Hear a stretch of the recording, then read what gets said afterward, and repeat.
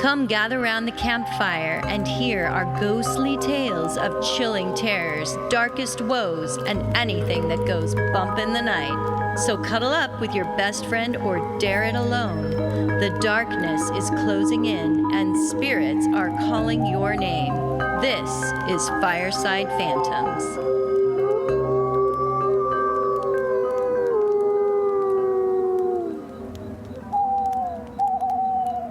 Gooey s'mores dripping off of our s'more sticks. Yes. Okay.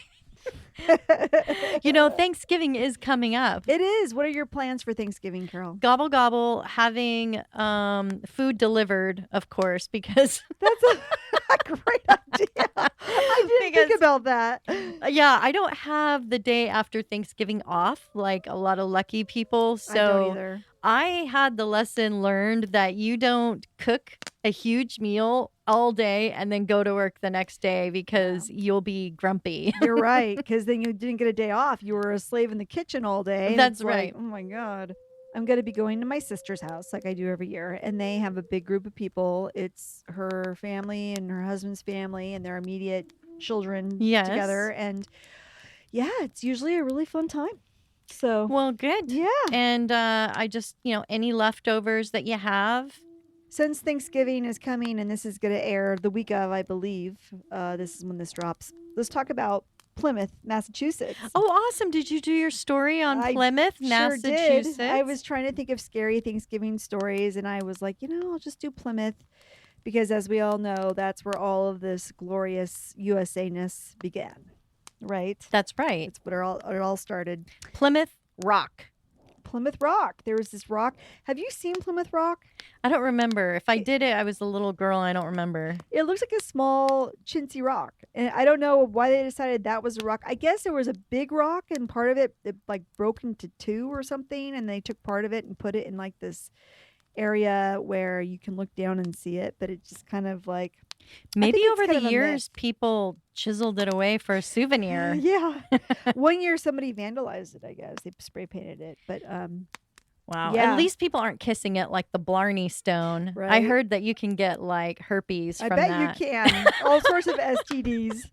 My God. Please don't kiss the Blarney Stone. Blarney, I have herpes. Or the Plymouth Rock Stone. The Plymouth Rock, yeah. Yeah, so it's interesting because Plymouth is one of the oldest settlements, if not the oldest settlement in the United States by colonists. It tends to be pretty haunted. So, Carol, my first story is about King Philip, or otherwise known as Metacom. Well, that's quite the name. It's quite the name. I know. Metacom? Yeah, Metacom. M-E-T-A-C-O-M. Are we talking about a magician here? No, it sounds to me more like a video game name or something. Oh, yeah. Like a Transformer. Like a Transformer. Yeah. But yeah, so his tribal name was Metacom, and then he actually took on a pilgrim name of King Philip because at the time that he became the head of the tribe, they were in good relationship with the Pilgrims. So that is basically the first ghost I'm going to talk about in Plymouth. Cool. So King Philip, a.k.a. Metacom, was the leader of the Wampanoag and Narragansett tribes. I don't know if I'm pronouncing those words correctly, so please forgive me if I have gotten those wrong. He actually inherited this position from his father and his older brother, who had actually passed away, which made him the tribal leader, because eventually, or at first, his father was the tribal leader. Don't they call him the chief? Actually, the word I read was Sachem, S-A-C-H-E-M. I'm not sure if it's pronounced Sachem or Sachem. Okay. So that's what they were referred to as. So his job, being the tribal leader, was to establish and maintain good relationships with the pilgrims that were coming over. And they did. They had a good relationship in the very beginning. But then, of course, things started to change and more pilgrims started to show up. And the sort of agreement that they had in terms of fair trade and land and all of these things started to change. And they Metacom felt like they were becoming less fair, and I think he's probably right about that. There were some things that the pilgrims wanted to do that he wasn't in agreement with. So one of the things they wanted to do was make sure no natives had any guns, which of course is ludicrous. Oh, so, yeah. Yeah, definitely. So, yeah. I thought, okay, so maybe I'm not familiar with my history, but I thought guns were given at first to the Native They Americans. were, because I mean, it will really help with their hunting and protection and all of those things. So of course it was given as gifts. Yeah, and then they were like, no, we've decided you could use those against us, so we want them back. That whole thing. Something went bad there. I'm not sure why they decided that they needed the guns back or what was going on, but it started off, kind of kicked off this sort of obviously destined issue. Right, but right. yeah, so things started to break down between the two groups. And really were pretty hostile, and the Pilgrims were always worried about a Native American, if they were going to come after them, and I'm sure vice versa. But finally, after many years of living in kind of tense relationships with each other, a man named John Sassamon was actually murdered by a few Native Americans because he had been an informant on the tribes to the Pilgrims. And these natives were eventually executed by the Pilgrims as punishment for what they did to John Sassamon in the first place. So that kicked off what history calls King Philip's War, or Medicon's War, but most of the time they call it King Philip's War. He was able to actually gather together many tribes, and he waged a very fierce battle against the Pilgrims for about a year. But eventually there was a very heavy loss of life to the natives, and the tribal alliance started to disintegrate. Medicom knew it was not going to end in a victory. He was eventually shot and killed by an informer. And unfortunately, he was decapitated and quartered. Oh, what a horrible, terrible, terrible thing. death. And his head was put on a spike and displayed in Plymouth for over 25 years. 25 years? Yes, it was pretty bad. Pretty gnarly stuff. Yeah. So Wow. I don't think it's to anyone's surprise that they see his ghost still haunting the town of Plymouth, Massachusetts. When they see him, they say he looks very distressed, and he's very clear he wants to be left alone. So when people try to approach him, he will charge at them and scare them away. Yeah. Yikes. Also, in nearby Norton, Massachusetts, about a half an hour from Plymouth, is said to be a cave called King Philip's Cave, and that's where he would hide out during the war. This cave is said to be haunted as well, with strange lights, phantom fires, and drum music being heard around the cave. Wow. I would So- like to see that cave. Yeah, I know. Wouldn't that be pretty cool? There's a giant sign that says King Philip's Cave, and yeah, it's pretty cool. It's so weird. I've heard of King's Philip's War, but I never knew it That's was what it is. Yeah. the Native Americans' Yep. name Yep. Yeah. So they had given to him. They had the initial Thanksgiving. I don't know if King Philip was alive for that. I didn't research the tie between him and the original Thanksgiving, which wasn't a legit feast. It did last for 3 or 4 days, and it was when the Pilgrims and the Native Americans were on really good terms with each other, and they just got together. There was one guy who could speak both languages and was a translator. And so they traded and they ate and they really kind of bonded. And then over time, as more pilgrims showed up, it seemed that those relationships started to break down, and eventually it turned into a bigger Conflict. Yeah. for sure. So I think that the actual day of Thanksgiving and the spirit of Thanksgiving really truly is about coming together with your neighbor and your friend and breaking bread and bonding. Absolutely. But unfortunately, it's gotten a little bit twisted into the dark history that came after Right. Thanksgiving. And Because that so was before. that all was this. before. Yeah. That's what my understanding is it kicked off their relationship with the promise of it being a positive one, and eventually it fell apart. That's the story of King Interesting Philip's War. history. Mhm. Thank you. Yeah. So moving on, the Cordage Commerce Center. It used to be a rope making factory for those big ships. Mm-hmm. It opened in 1824, but it's very haunted with paranormal activity. They actually closed their doors in 1964 because it could not compete with new types of rope being developed. People have reported hearing disembodied laughter of children running through its halls and music wafting through the building. There was a story that when the factory was open, a young boy fell into one of the smokestacks and died. And it is Oh. reported by security guards that his ghost still haunts the halls of the building. They had even claimed that the elevators have a mind of their own and open and close when no one is operating them. Yikes. So that's I don't fun. like elevators anyway. Right. Ugh. The next place is called the Spooner House Museum. The Spooner House was built in 1749 and housed at least 5 generations of the Spooner family until 1954, when the last Spooner to own the home died. He asked that the home be turned into a museum. All the residents who lived in the town have died and moved on, with the exception of one. A young girl named Abigail Townsend was taken in by the Spooner family in the mid 18th century. Mm-hmm. However, poor Abigail did not get the chance to reach adulthood, as she passed away from an infection she received from a bad tooth. Abigail has been seen at the Spooner house on more than one occasion. One day in 2005, some repairmen came to the Spooner home to work on the house. They were let in by a little girl in a dress that looked like it was straight out of the mid 18th century. Oh, wow. They thought nothing of it because it was a historical museum after all, and they just saw, oh, this little girl's part of that museum shtick, right? Yeah. After they ran into the curator, he inquired about how they got inside the house. They said, oh, the little girl let them in. And the guy was like, what little girl are you talking about? Oh, my gosh. And so the repairmen were like, the little girl in the dress, that period dress. And the curator's like, we do not have any children here. And the repairmen were like, oh, you know what? We gotta go. We're done. So they picked up their stuff and they split. And they're like, nope, not gonna do this. This is too We're poopy. out of here. Bye. You're on your own. Goodbye. She is also seen in the windows of the home, the bushes, and sometimes next door at the neighbor's house. Apparently, a woman that lived next to the Spooner house awoke one night to see Abigail standing by her bed. During one tour at the Spooner house, a woman felt a tug on her arm. She turned and she saw a little girl. The little girl said, I have to go now. And then poof, she was gone right in front of the entire group. Oh, wow. I wonder if she has an older ghost minding her in the afterlife. The tour group who saw this thought, wow, that was a pretty cool magic trick. Mm-hmm. And the tour guide's like, that was no trick. You just saw a ghost. I would love to be on that tour group and see that. I know. We really do need to go take a tour of New England, because that is where all the ghosts are. I mean, that's the oldest part of this country, really. I know. There's so many ghosts out there. Yeah. So the next building I'll discuss is the Mayflower Society House. Whoa.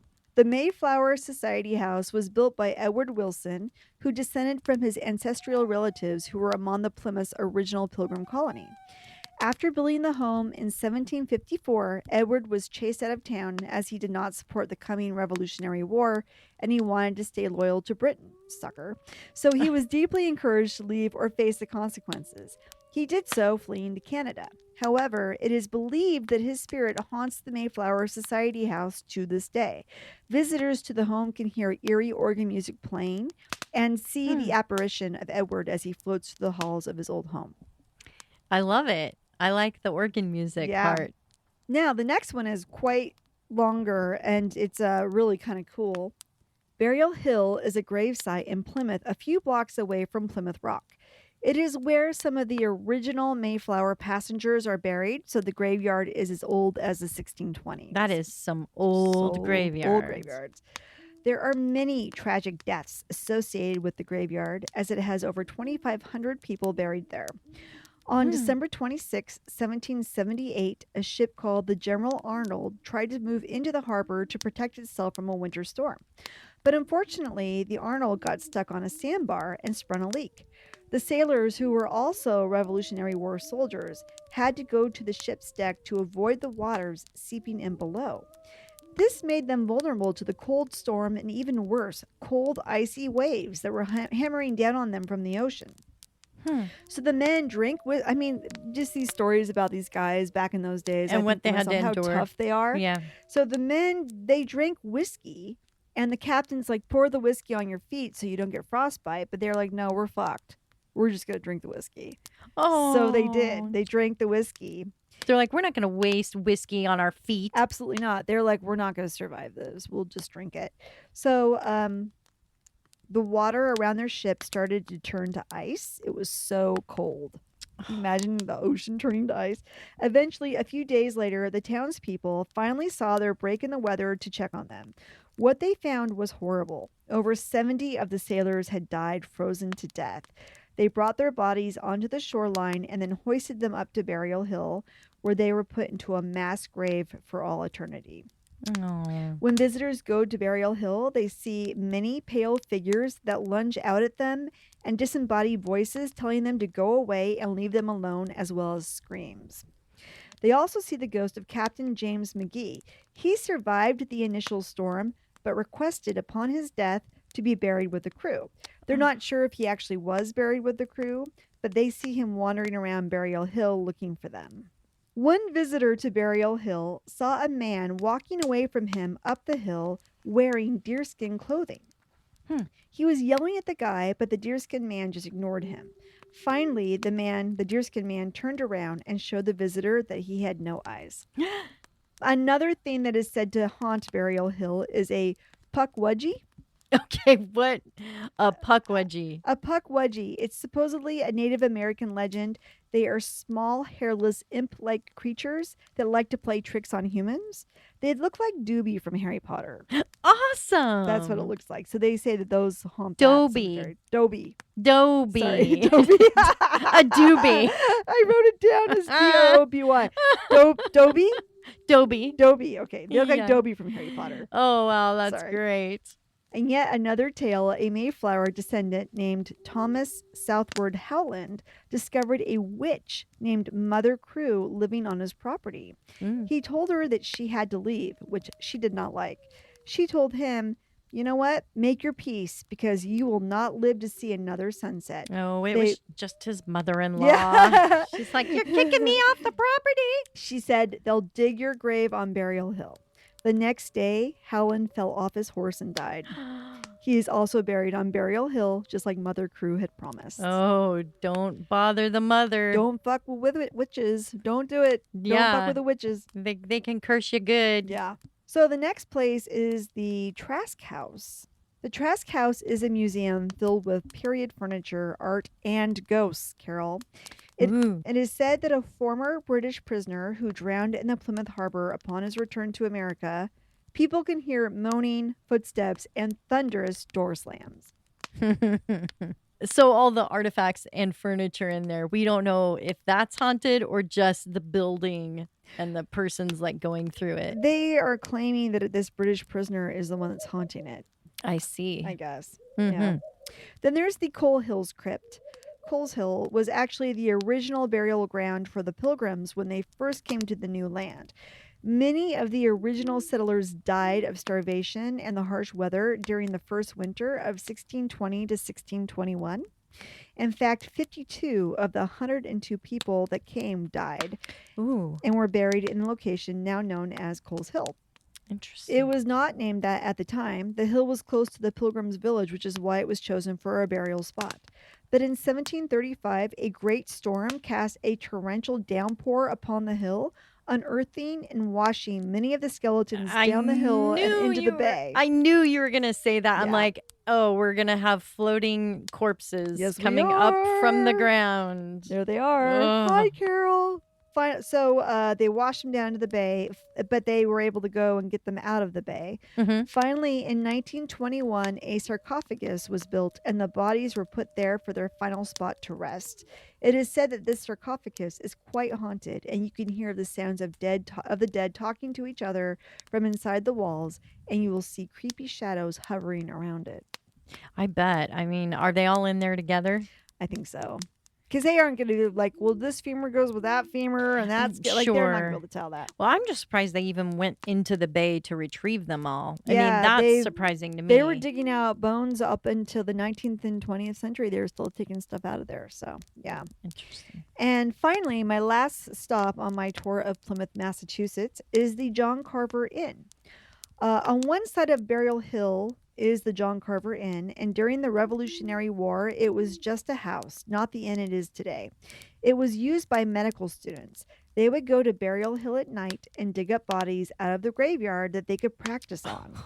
God. Ballsy. Eventually, Totally. eventually by the end of the war, the medical students were found out and banished from the area, but the spirits of the bodies that they dug up are still known to wander the third floor of the John Carver Inn. Yes. They mostly hang out in room 309 and mess with anyone who chooses to stay in that room. So, and I wonder how many of those ghosts piggybacked off those college kids when they got kicked out. Right? I know. They're like, we're going to make sure that, you get no rest or peace because you move my body up here to poke and prod with your little scissors. That would be hard being a medical student and then being alone with your cadavers in the Would you place. Donate your body to medical science? At first I was really thinking that would be a good idea when I saw Body World. Have you ever seen that exhibit where I haven't, but I've always wanted to see it. I just thought it was so fascinating because I've never seen like a healthy person's body versus like somebody that has our sclerosis or whatever that is, where the hardening of the arteries has begun. And they had so many different body types, an Olympian, a person that had heart disease. Wow. And it was really fascinating. I bet. But I don't think I would, just because knowing that, when you disturb the body and everything, you can come back.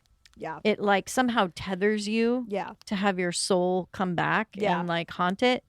I'm not sure I would, but I would definitely donate my corneas, my little eyeballs, but I know nobody wants them because I'm blind. And so maybe parts of my body Parts I would donate. Yeah. Yeah. I never really have given it much thought. I did put that I'm an organ donor on my driver's license. Uh-oh. So yeah, they can kind of they won't revive. They won't revive you then when you are in an accident. They'll be wait, she's an organ donor. Let her go. We've got someone else who needs that heart. My aunt needs a heart. Too bad. So sad. She's gone. It's fine. You're gone. Call her. Call it. Well, we haven't tried CPR. It's fine. She's talking. No, she's gone. Here, just take this gun and get it handled over there. Don't shoot her any major parts. We need that stuff. That's funny. I know.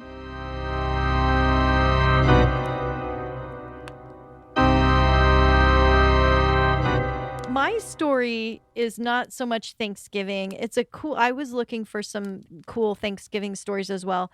This story is about the very famous hotel, and by the way, it's very haunted. The Del Coronado in San Diego, California. It is. And my story, one of the ghosts has a little bit of a tie to Thanksgiving. So a little bit of the history of the hotel. It's over 130 years old. Wow. It was built in 1888. Has been the vacation spot to many famous visitors from artists, film stars, members of the government, and even famous writers. At the time of opening, it was thought to be the largest resort in the world. The hotel has a marvelous history built by E.S. Babcock and Hampton Story, who insisted on using wood pegs instead of nails in the wood construction of the hotel. The chandeliers were works of art designed by the Wizard of Oz author L. Frank Baum. And we've probably heard, the quality of the food and amenities catered to the wealthy, even though at the time of opening, the cost per night was only $2.50. And that price included all their meals. Wow. Damn, times have changed. Inflation. Fuck you, inflation. Compared to today, with some rooms costing anywhere from $380 up to $2,500 a night. And in like 50 years, we'll be like, God, that's so cheap. It's so cheap. $389, really? Yeah. So cheap. The hotel has many stories of being haunted. The most famous ghostly resident is Kate Morgan. The tale of her sad and mysterious death has been the focus of many historians who want to solve the reasons for her frequent sightings and possible hauntings reported from hotel workers and guests for the last 100+ years. Kate Morgan was born in Iowa in 1864 and was raised by her grandfather along with her brother after her mother passed away when Kate was only 2. She later married Thomas Edwin Morgan when she was in her early 20s, and the couple did have a son, but he didn't live. He died only 2 days after he was born. Oh, that's sad. So many people lost their kids back then. Yeah. Childbearing was much different. Kate never recovered from the loss, and the marriage was a very unhappy one. After 5 years, Kate was rumored to have left her husband, starting an affair with another man, Albert Allen. They also seem to have had a very short-lived relationship. And according to some sources, she had become very ill and was diagnosed with stomach cancer. At the time, she was working in domestic service to a prominent, wealthy family in Los Angeles. Hoping to restore her health, she made arrangements to travel to San Diego by train and to stay at the Hotel Del Coronado. Mm-hmm. According to the housekeeper who cleaned her room and drew her nightly baths, she was waiting for her brother, who was a doctor, to meet her at the hotel and start treatment for her diagnosis. Mm-hmm. It was said she checked into the hotel, though, using a pseudonym, Mrs. Lottie A. Bernard from Detroit, on the day before Thanksgiving. Okay. There's your tie. There it is. I did it, Holly. I did it. Good job. Witnesses said she mainly kept to herself, but remarked how beautiful and well-mannered she was, but also sad and very sickly. It's not known why she used a fake name to check herself into the hotel, but after her death, there were several witnesses who reported her having a heated argument with another man while traveling on the train. Some have speculated she could have been trying to reconcile with her former husband or lover, but the male companion was seen getting off the train at an earlier stop. Days went by, and her brother never showed up at the hotel. There was no word for him that he was delayed, and the hotel staff informed her daily that no letters had been delivered for her. After several days, it became apparent that her brother was not going to meet her. On the fourth day, Kate left the hotel, went into town, and bought a handgun. Damn. Okay. Yeah, that's some serious depression. Yeah. On October 28th, in the evening hours, Kate was seen venturing out to look at the ocean from the exterior porch. The weather, it was said, was cold and stormy. The next time she was seen was when the hotel's electrician discovered her body early in the morning, lying at the bottom of the stairs that led out to the beach. She had a gunshot wound to her head, and the handgun she had purchased was lying next to her body. Okay. Nobody came to claim the woman, and nobody could find a living relative connected to her registered hotel alias. Not even her brother, huh? Well, the newspapers, the thing is that she used an alias, so they didn't know her real name. Right. The newspapers referred to her as the beautiful stranger, and her death was reported as suicide. Eventually, once photographs and the news was widely circulated, it was then discovered her true name, Kate Morgan, and word was then sent to her brother and former husband, Tom. The unhappy ghost of Kate has been seen by many guests walking in the hallways wearing a black lace dress. Guests who stay in her former room say they see the face of a strange lady wearing black in the reflection of their TV. Yikes. Creepy. Some of the hotel workers are convinced Kate is a regular visitor to the gift shop because they're constantly finding their shelves rearranged and items dropping to the floor without breaking and falling right side up. Kind of like a cat. Yeah. Kate has also been seen walking along the shoreline. Psychics and mediums all report sensing a cold, sad energy in the area where Kate's body was found. Wow, she was really depressed. Yeah, she was. She was really sick too. And I think that was like her last hope, you know, getting treatment and being out there and having a plan. The original room number where Kate stayed has changed from 312 to 3312 and more recently to 3327. Despite the changes, many reports have been listed over the years on the hotel registry by guests who requested their room to be changed due to their encounters with Kate and strange things happening that were unsettling to them. Room 502, now changed to 3502, also has a tragic story. The hotel founder, E.S. Babcock, was known to stay in this room with his mistress. Oh, shit. It was said she took her own life after learning she was pregnant with his child. However, her body soon vanished from the room, so there was never any proof of her pregnancy or death. I bet he took care of that real fast. Yeah. He was probably like, nope, you're gone. Yep, let's get that body out of here. Today, visitors to the hotel say the room is filled with an unnerving presence and lights flicker on and off. One guest reported to the staff his experience staying in room 3502 in May back in 1983. He was so freaked out by the curtains moving despite the windows being closed, He also saw a ghoulish yellow glow hanging about the room, and there were sounds of someone gurgling Oh. or gargling. Yeah. Can you want to do the gargle for me? I don't know if I can. I can't do it. Yeah, I can't either. I need some scope Yeah. to really make that happen. Yeah. The man just couldn't stay the night. What makes the story so compelling is that the guest was a Secret Service member who was staying there to protect the vice president at the time on an official visit. Really? Huh. And they're tough. Yeah. No, he was like, oh, hell no, I'm not staying here. Oh, well. That's awesome. He couldn't even finish the night. That's great. Hotel workers often request working in pairs to avoid being alone in the hallways or rooms. That is haunted. Mm-hmm. Catherine Donovan, who is the author of the book Beautiful Stranger, has commented on other ghostly encounters at the Del Coronado. She talks about a doctor who emailed her a story from a former visit to the hotel.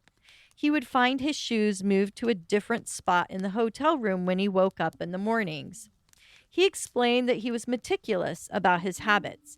Every night, he would place the shoes and socks at the end of his bed, so he had no rational explanation why they would be tossed around.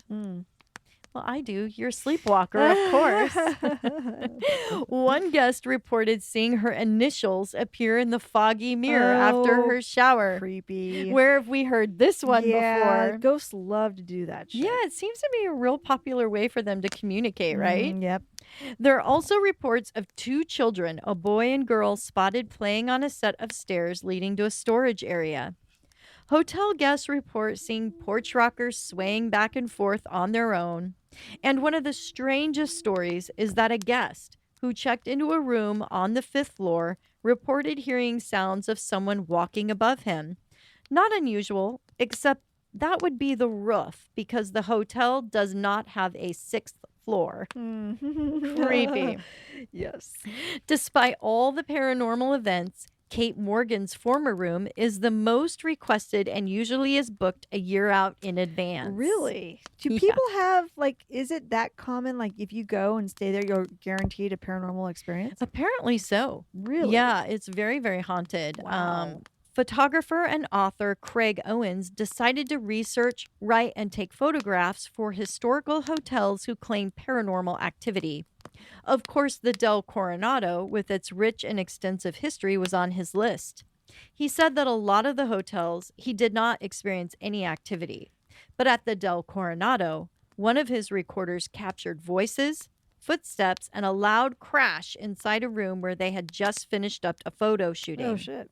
He said this activity was disturbing to him because it was early November and the hotel's off season, so there were very few visitors around.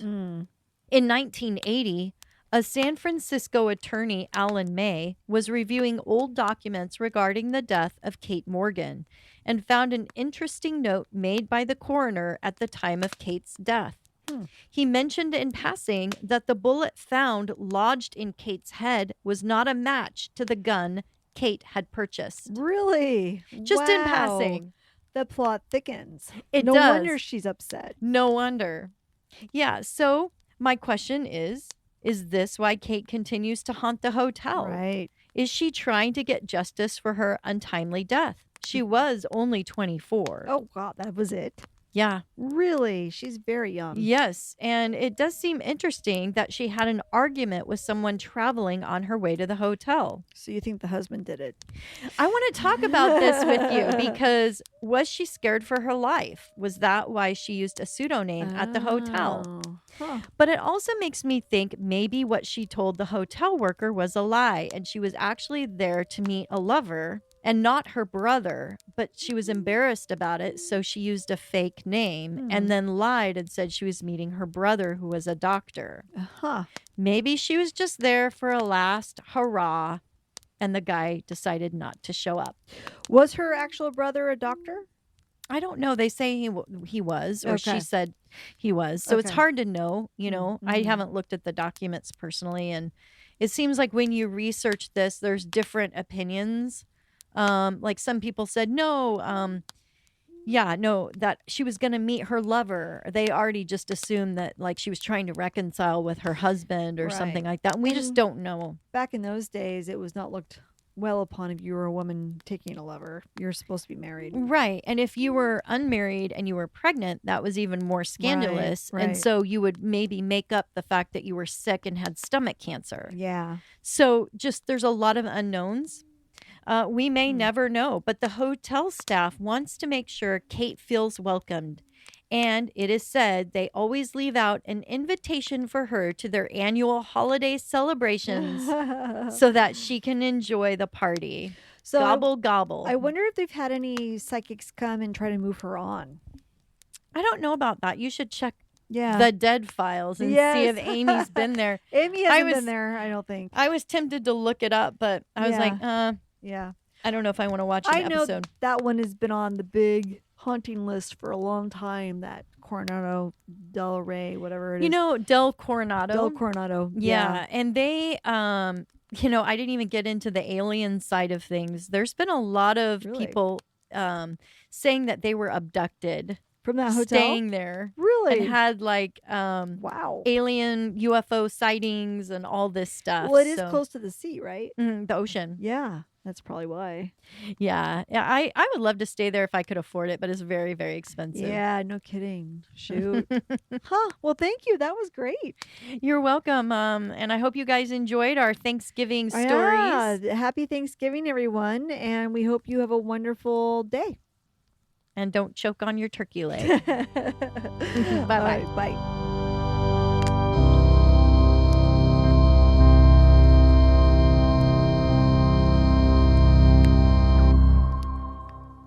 It's called the Burial Hill. Burial? Burial. Burial. Burial. The burial. Just hill. like I said, Burial Hill. Yeah.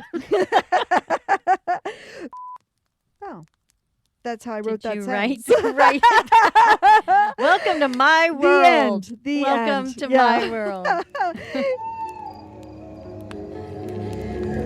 As the flames die down, do remain undaunted. Though all hitchhikers are ghosts, And all dolls are definitely haunted.